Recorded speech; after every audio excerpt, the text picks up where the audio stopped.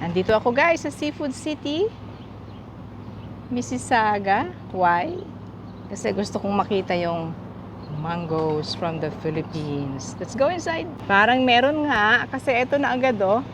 Meron ng poster sa labas. Ooh, let's see the Carabao mangoes. Ang saya dito ah. Ito na pala kaagad eh.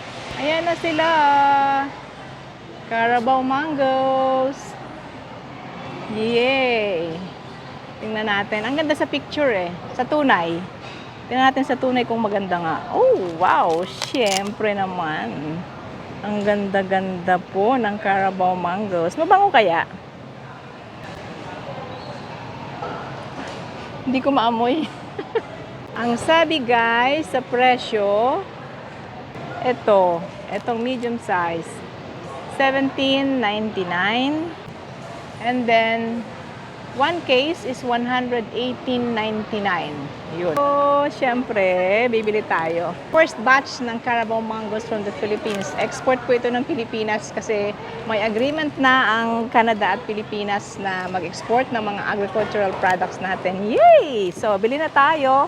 Let's support our local products from the Philippines, guys. A little bit pricey, pero we understand, malayo ang pinanggalingan.